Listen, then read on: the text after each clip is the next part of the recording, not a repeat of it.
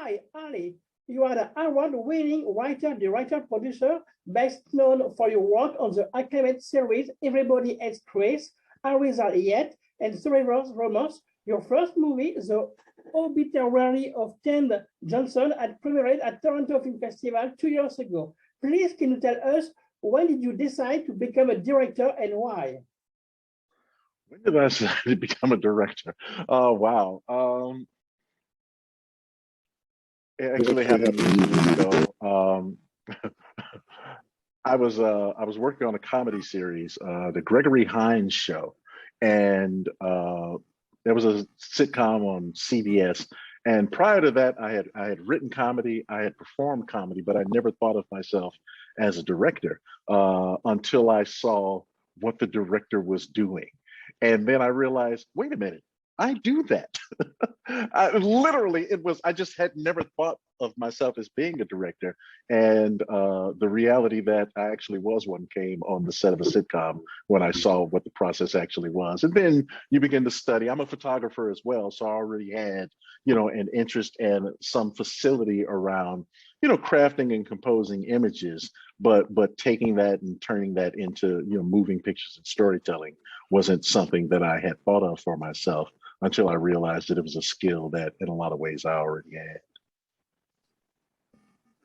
Okay, in a few words, can you talk a little about the main plot of this film?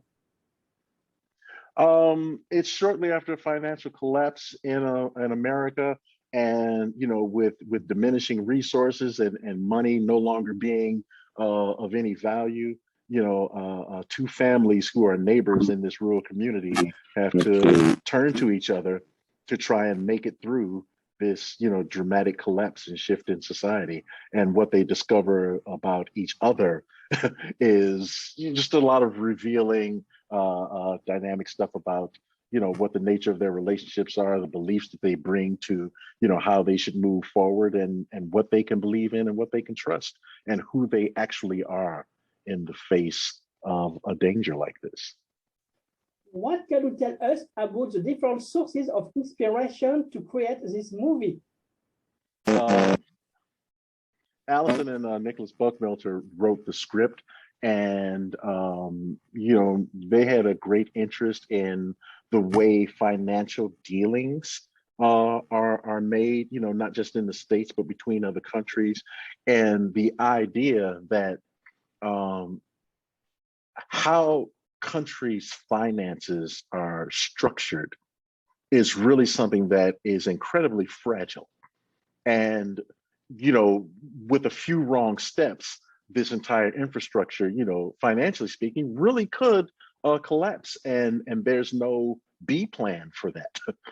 So, if that thing does in fact occur or could occur, then how would that impact, families who one day had money in the bank and had groceries and all these other things, and then the next day none of that mattered? Like, how would you find a way to move forward?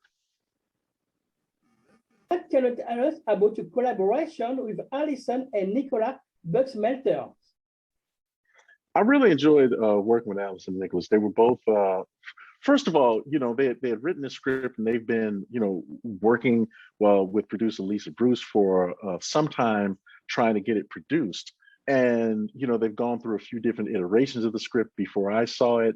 So when you're coming into a circumstance like that, and I understand this as a writer, you've spent a lot of time creating this world, you've invested a lot of time and energy into these characters. So for me, it was really important to understand, why they wrote this, what were some of the core dynamics about the story that really mattered for them. I certainly brought my vision to it, and I certainly brought, some changes to it that inform the story that you see on the screen. But it's incredibly important to me to get a strong sense of why they wanted to write this, what they were trying to achieve by, writing it, and, where the characterizations came from in terms of who the characters are and what their challenges were inside the story. So it was very collaborative for me. And I tend to be, as an artist, I do think that I'm a solid collaborator. And so the experience working with them and even managing, some of the other voices and some of the input as well. It can be challenging at times because you have to kind of learn how to speak each other's creative language. And then when you can do that, I think we could meet some satisfactory, ends in terms of the material. I think, not just myself, but I think all around everyone did a really great job with that. What was the most difficult scene for you to shoot and why? Ooh, this is a subtle thing, but one of the most difficult characters to it wasn't a scene, it was just a material in general. The young boy in the film, the character of Kai, who's played by Peyton, he doesn't speak. And so keeping a character, who is not the center of the story, but who is central to the story in certain ways, active, engaged, and interesting from scene to scene, could be really challenging. And so it's almost like taking the one thing in the film that is the least written thing and making sure that that thing is solid and grounded and expressive and full. It's like shoring up the weak link. If you can make that work, then everything that's on top of that, you give that same level of attention to, and it tends to kind of play out. So that was really one of the biggest things for me, is making sure that Kai's character was solid. And from a storytelling standpoint, his material was substantive and informed, and we could be engaged with that, the least of what we're doing. Okay, sorry. Please, can you talk a little about your collaboration with your main cast, Erika, Alexander, Derek Luke, Sam Trammell, and Peyton Jackson, please? Well, the experience with each of them is very, very different. In casting, I met separately with Erika, Sam, and Derek, and talked to them extensively, not just about their characters, but about their processes as actors. Because the sort of scene work that I was doing with the three adults was very intense, very involved, and I really wanted to be able to create a space where every actor had room to work and do what they needed to do, not just with the dialogue, but with the space, but also, constructed in a way that it wasn't taking something away from the other actors. So I had to really find a way to get these varying styles and varying disciplines complement one another while appearing to conflict with one another. So that was a tricky, that was sort of a tricky thing to deal with. And in terms, again, of Peyton, who played Kai, as the youngest actor on set, I had a lot of conversations with him just about being in a scene and staying active when you don't have anything to say. So he still has to be reactive, he still has to be expressive, he still has to be engaged, but he also has to trust, because there's, if you don't have any lines, there could be a tendency to try and do a lot with your face. And that could be, you could overact even if you're not saying anything. And so Peyton was, I think, he has a great handle on his craft.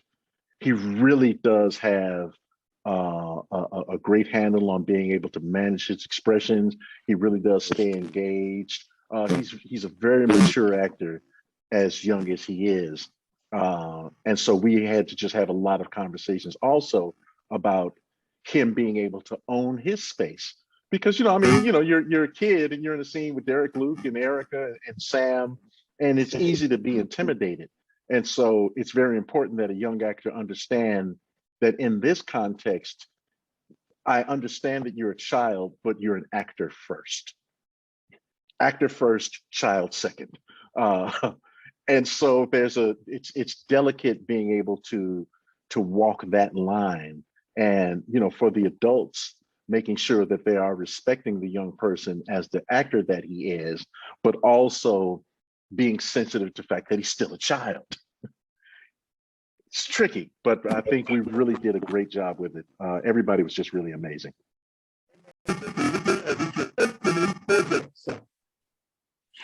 Upcoming projects. Oh, you have it. Okay. Yeah.